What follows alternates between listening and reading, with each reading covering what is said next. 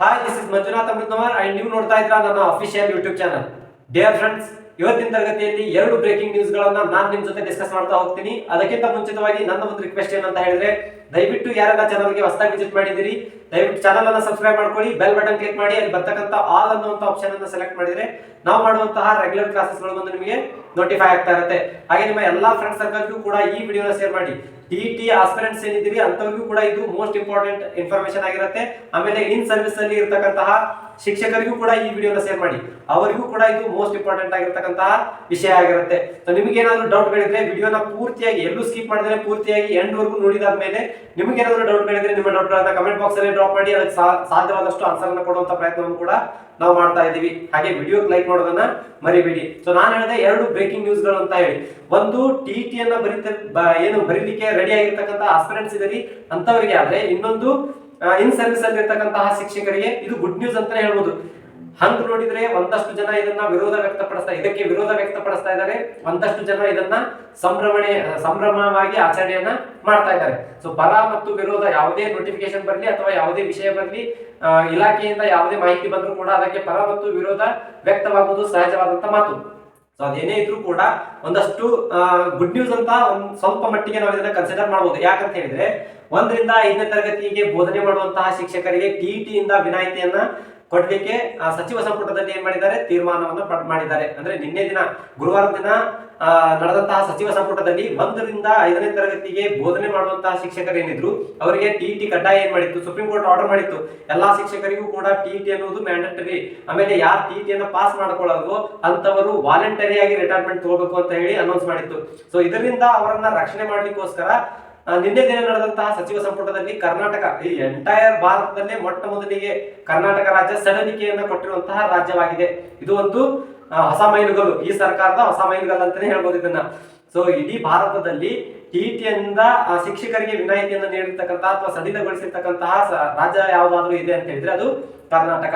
ನಿನ್ನೆ ನಡೆದಿರ್ತಕ್ಕಂತಹ ಕ್ಯಾಬಿನೆಟ್ ಅಲ್ಲಿ ಸಚಿವ ಸಂಪುಟದ ಸಭೆಯಲ್ಲಿ ಈ ತೀರ್ಮಾನವನ್ನ ಕೈಗೊಂಡಿದ್ದಾರೆ. ಸೊ ಏನಿತ್ತು ತೀರ್ಮಾನ ಅಥವಾ ಅದರ ಹಿಂದಿನ ಏನು ಅಂತ ನೋಡೋದಾದ್ರೆ, 16/10/2025ಕ್ಕೆ ಒಂದು ನೋಟಿಫಿಕೇಶನ್ ಅನ್ನ ಜಾರಿ ಮಾಡ್ತಾರೆ ಶಿಕ್ಷಣ ಇಲಾಖೆಯವರು. ಏನಂತ, 1ರಿಂದ 5ನೇ ತರಗತಿಗೆ ಬೋಧನೆ ಮಾಡುವಂತಹ ಶಿಕ್ಷಕರು 55 ವರ್ಷದ ಒಳಗಿದ್ರೆ ಅಂತವರು ಕಡ್ಡಾಯವಾಗಿ ಟಿಇಟಿಯನ್ನ ಪಾಸ್ ಮಾಡ್ಕೊಳ್ಳೇಬೇಕು ಅಂತ ಹೇಳಿ, ಮತ್ತೆ ಇದ್ರ ಜೊತೆಗೆ 6-7ಕ್ಕೆ ನೀವು ಏನಾದ್ರೂ ಪಾಠ ಮಾಡ್ಲಿಕ್ಕೆ ಬಡ್ತಿ ಹೊಂದಬೇಕು ಅಂತ ಹೇಳಿದ್ರೆ ನಿಮ್ಮ ಹತ್ರ ಟಿಇಟಿ ಪ್ರಮಾಣ ಪತ್ರ ಇರಬೇಕು ಅಂತ ಹೇಳಿ 16/10/2025ಕ್ಕೆ ಒಂದು ನೋಟಿಫಿಕೇಶನ್ ಅನ್ನು ಜಾರಿ ಮಾಡಿದ್ರು. ಸೊ ಈ ನೋಟಿಫಿಕೇಶನ್ ಅನ್ನ ವಿರೋಧವಾಗಿ ತುಂಬಾ ಶಿಕ್ಷಕರು ಪ್ರತಿಭಟನೆಗಳನ್ನು ಕೂಡ ಮಾಡಿದ್ರು. ಒಂದಷ್ಟು ಶಿಕ್ಷಕರ ಸಂಘ ಸಂಸ್ಥೆಗಳು ಏನಿರ್ತಾವಲ್ವಾ ಅಂತವು ಮೇಲ್ಮನವಿಯನ್ನು ಕೂಡ ಸಲ್ಲಿಸಿದ್ವು. ಸೊ ಅದಕ್ಕೋಸ್ಕರನೇ ನಿನ್ನೆ ನಡೆದಿರ್ತಕ್ಕಂತಹ ಕ್ಯಾಬಿನೆಟ್ ಅಲ್ಲಿ, ಅಂದ್ರೆ ಸಚಿವ ಸಂಪುಟದ ಸಭೆಯಲ್ಲಿ ಈ ಟಿಇಟಿಯಿಂದ ವಿನಾಯಿತಿಯನ್ನ ಮಾಡಬೇಕು ಅಂತ ಹೇಳಿ ತೀರ್ಮಾನವನ್ನ ಕೈಗೊಂಡಿದ್ದಾರೆ. ತುಂಬಾ ಶಿಕ್ಷಕರಿಗೆ ಇದೊಂದು ಗುಡ್ ನ್ಯೂಸ್. ಇಲ್ಲಿ ಎರಡು ವಿಷಯಗಳು ಇದಾವೆ.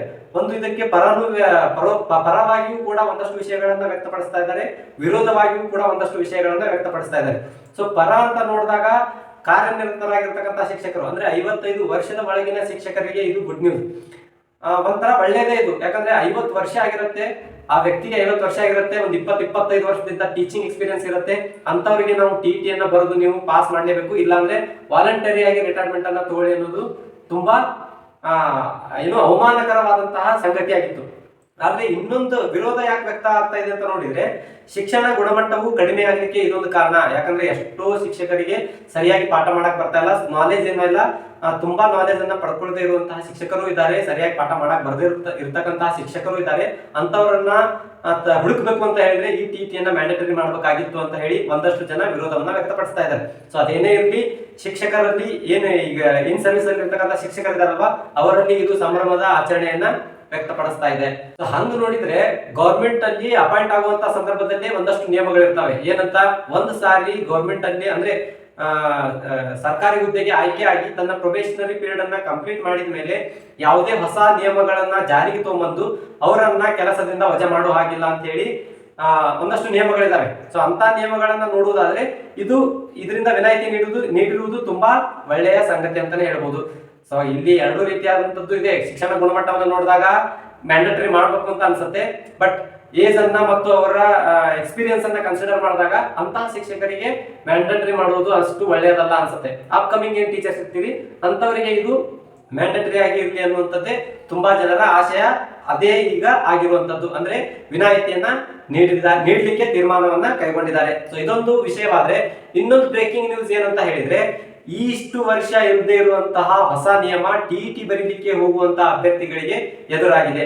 ಅದೇನಂತ ಹೇಳಿದ್ರೆ, ಇಷ್ಟು ದಿನ ಫೇಸ್ ರಿಕಗ್ನಿಷನ್ ಇರಲಿಲ್ಲ. ಯಾವ ವ್ಯಕ್ತಿ ಟಿಇಟಿ ಎಕ್ಸಾಮ್ ಅನ್ನ ಬರೀಲಿಕ್ಕೆ ಹೋಗ್ತಾರೋ ಅಂತವರ ಫೇಸ್ ರಿಕಗ್ನೈಸೇಷನ್ ಮಾಡುವಂತಹ ವ್ಯವಸ್ಥೆಯನ್ನ ಈ ಬಾರಿಗೆ ಅಳವಡಿಸ್ತಾ ಇದ್ದಾರೆ. ಸರ್, ಯಾಕೆ ಇದನ್ನ ಅಳವಡಿಸ್ತಾ ಇದ್ದಾರೆ ಅಂತ ಕೇಳಿದ್ರೆ, ಎಷ್ಟೋ ಅಭ್ಯರ್ಥಿಗಳು ಅಪ್ಲಿಕೇಶನ್ ಹಾಕಿದ ಅಭ್ಯರ್ಥಿಗಳೇ ಬೇರೆ, ಅಲ್ಲಿ ಎಕ್ಸಾಮ್ ಬರೀಲಿಕ್ಕೆ ಹೋಗುವಂತಹ ಅಭ್ಯರ್ಥಿಗಳೇ ಬೇರೆ ಆಗಿರ್ತಿದ್ರು. ಇಂತಹ ಎಷ್ಟೋ ಘಟನೆಗಳು ನಿಮಗೆ ಗೊತ್ತಿಲ್ಲದೆ ಇರ್ಬೋದು, ಬಟ್ ಕರ್ನಾಟಕದಲ್ಲಿ, ಎಂಟೈರ್ ಕರ್ನಾಟಕದಲ್ಲಿ ಇಂತಹ ಎಷ್ಟೋ ಘಟನೆಗಳು ನಡೀತಿದ್ವು, ಇಲ್ಲಿವರೆಗೂ ಕೂಡ ನಡೀತಾ ಬಂದಿವೆ. ಸೊ ಹಾಗಾಗಿ ಅದನ್ನ ತಡೆಗಟ್ಟಲಿಕ್ಕೆ ಈ ಫೇಸ್ ರಿಕಗ್ನಿಷನ್ ಅನ್ನ ಏನ್ ಮಾಡ್ತಾ ಇದ್ದಾರೆ, ಅಳವಡಿಸ್ಕೊಳ್ತಾ ಇದ್ದಾರೆ. ಸೊ ಇದರ ಅರ್ಥ ಇಷ್ಟೇ, ನೀವು ಈ ಡಿಸೆಂಬರ್ 7ನೇ ತಾರೀಕಿಗೆ ಎಕ್ಸಾಮ್ ಅನ್ನ ಬರೀಲಿಕ್ಕೆ ಹೋಗ್ತಿರಲ್ವಾ, ಅಲ್ಲಿ ನಿಮ್ಮ ಫೇಸ್ ರಿಕಗ್ನಿಷನ್ ಮತ್ತು ನಿಮ್ಮ ಫಿಂಗರ್ ಪ್ರಿಂಟ್ ಅನ್ನು ಕೂಡ ಅಲ್ಲಿ ಏನ್ ಮಾಡ್ತಾರೆ, ಅವರು ತಗೊಳ್ತಾರೆ. ಯಾಕಂದ್ರೆ ಅಪ್ಲಿಕೇಶನ್ ಹಾಕಿದಂತಹ ವ್ಯಕ್ತಿ ಮತ್ತು ಎಕ್ಸಾಮ್ ಬರೀಲಿಕ್ಕೆ ಬಂದಂತಹ ವ್ಯಕ್ತಿ ಇಬ್ರು ಒಂದೇ ಆಗಿರ್ಬೇಕು. ಸೊ ಅದಕ್ಕೋಸ್ಕರ ನೀವು ಹೋಗ್ಬೇಕಾದ್ರೆ ನಿಮ್ಮ ಆಧಾರ್ ಕಾರ್ಡ್ ಅನ್ನ ದಯವಿಟ್ಟು ತಗೊಂಡು ಹೋಗಿ, ಯಾಕಂದ್ರೆ ಮ್ಯಾಂಡೇಟರಿ ಆಗಿರುತ್ತೆ. ಸೊ ಇಂತಹ ಒಂದಷ್ಟು ನಿಯಮಗಳನ್ನ ಜಾರಿಗೆ ತಗೊಂಡ್ಬಂದಿದ್ದು ತುಂಬಾ ಒಳ್ಳೆಯದು. ಫೇಸ್ ರಿಕಗ್ನಿಷನ್ ಬಂದಿರುವಂತದ್ದು ತುಂಬಾ ಒಳ್ಳೆಯದು. ಎಷ್ಟೋ ಅಭ್ಯರ್ಥಿಗಳು ಮೋಸದ ಮಾರ್ಗದಲ್ಲಿ ಟಿಇಟಿಯನ್ನ ಪಾಸ್ ಮಾಡ್ಕೊಳ್ಳಿಕ್ಕೆ ಸಂಚನ್ನ ಹಾಕಿರ್ತಾರೆ. ಸೊ ಅಂತವರನ್ನ ಅಥವಾ ಅಂತವರಿಗೆ ಇದರಿಂದ ತುಂಬಾ ಸಂಕಷ್ಟ ಎದುರಾದಂತಹ ಪರಿಸ್ಥಿತಿಯೇ ಈಗ ಉಂಟಾಗಿದೆ. ಆಮೇಲೆ ಒಳ್ಳೆಯವರಿಗೆ ತುಂಬಾ ಹೆಲ್ಪ್ ಆಗಿರುವಂತಹ ವಿಷಯ ಇದು. ಯಾಕಂದ್ರೆ ಕಷ್ಟಪಟ್ಟು ಓದಿರ್ತಾರೆ, ತುಂಬಾ ಶ್ರಮ ಪಟ್ಟು ಟಿಇಟಿ ಪಾಸ್ ಮಾಡಿರ್ತಾರೆ. ಅವ್ರ ಜೊತೆಗೇನೆ ಏನೋ ಇಂತಹ ಅನ್ಯ ಮಾರ್ಗಗಳಿಂದ ಪಾಸ್ ಆಗಿ ಬಂದಂತಹ ಅಭ್ಯರ್ಥಿಗಳು ಕೂಡ ಸೇರ್ಕೊಳ್ತಾರೆ. ಸೊ ಹಾಗಾಗಿ ಇದನ್ನ ಮಾಡಿರೋದ್ರಿಂದ ಅಂತಹ ಅಭ್ಯರ್ಥಿಗಳನ್ನ ಈಗ ಹೊರಗಿಟ್ಟಂತಾಗಿದೆ. ಸೊ ಎರಡು ಬ್ರೇಕಿಂಗ್ ನ್ಯೂಸ್ ನಾನು ನಿಮ್ಗೆ ಹೇಳ್ದಂಗೆ ಏನು ಅಂತ ಹೇಳಿದ್ರೆ, ಒಂದು, ಇನ್ ಸರ್ವಿಸ್ ಅಲ್ಲಿ ಇರ್ತಕ್ಕಂತಹ ಶಿಕ್ಷಕರಿಗೆ ಟಿಇಟಿ ಇಂದ ವಿನಾಯಿತಿಗೊಳಿಸಿದ್ದಾರೆ. ಈಗ ಟಿಇಟಿ ಬರೀಲಿಕ್ಕೆ ಹೋಗುವಂತಹ ಟೀಚರ್ ಆಸ್ಪಿರೆಂಟ್ಸ್ ಗಳಿಗೆ ಇದು ಫೇಸ್ ರಿಕಗ್ನಿಷನ್ ಅನ್ನ ಹೊಸದಾಗಿ ಜಾರಿಗೆ ತಗೊಂಡ್ ಬರ್ತಾ ಇದ್ದಾರೆ. ಸೊ ಈ ಏನು ನಿಯಮಗಳು ಯಾವ್ದು ಯಾವಾಗ ಚೇಂಜ್ ಆಗುತ್ತೋ ಹೇಳಿಕ್ ಬರೋದಿಲ್ಲ. ಬಟ್ ಅದೇನೇ ಇರ್ಲಿ, ಎಂತ ನಿಯಮಗಳೇ ಬಂದ್ರೂ ಕೂಡ ನಾವು ಅದಕ್ಕೆ ರೆಡಿ ಆಗಿರ್ಬೇಕು. ಸೊ ರೆಡಿ ಆಗಿರ್ಬೇಕು ಅಂತ ಹೇಳಿದ್ರೆ, ನಾವು ಅಷ್ಟು ಪ್ರಮಾಣದಲ್ಲಿ ಅಧ್ಯಯನವನ್ನ ಮಾಡಿ ಇಟ್ಕೊಂಡಿರ್ಬೇಕು. ಸೊ ಈಗ ಇವತ್ತು ಶುಕ್ರವಾರ ಅಂತ ಹೇಳಿದ್ರು ಕೂಡ ಶನಿವಾರ ಒಂದೇ ದಿನ ಇರೋದು. ಅದೊಂದ್ ದಿನ ಮುಗಿದ ತಕ್ಷಣ ನೀವು ಎಕ್ಸಾಮ್ ಅನ್ನ ಬರೀಲಿಕ್ಕೆ ಹೋಗ್ಬೇಕು. ಏನ್ ಟಿಇಟಿ ಆಸ್ಪಿರೆಂಟ್ ಇದ್ರಿ ಅವ್ರಿಗೆ ಹೇಳ್ತಾ ಇದ್ದೀನಿ, ಸೊ ಡಿಸೆಂಬರ್ ಒಳಗೆ ಎಕ್ಸಾಮ್ ಅನ್ನ ಬರೀಲಿಕ್ಕೆ ಹೋಗ್ತಾ ಇದ್ರಿ. ನಿಮ್ಮೆಲ್ಲರಿಗೂ ಕೂಡ ಒಳ್ಳೇದಾಗ್ಲಿ, ತುಂಬಾ ಒಳ್ಳೆಯ ಅಂಕ ಬಂದು ಟಿಇಟಿಯನ್ನ ಉತ್ತಮವಾಗಿ ಪಾಸ್ ಮಾಡ್ಲಿ ಅಂತ ಹಾರೈಸ್ತಾ ನನ್ನ ವಿಡಿಯೋನ ಮುಗಿಸ್ತಾ ಇದ್ದೀನಿ. ಇನ್ನ ಇದೇ ತರ ಹೊಸ ಮಾಹಿತಿಯೊಂದಿಗೆ ಮತ್ತೊಂದು ವಿಡಿಯೋದಲ್ಲಿ ಮೀಟ್ ಮಾಡೋಣ. ಅಲ್ಲಿವರೆಗೂ ಬಾಯ್, ಹ್ಯಾವ್ ಅ ನೈಸ್ ಡೇ.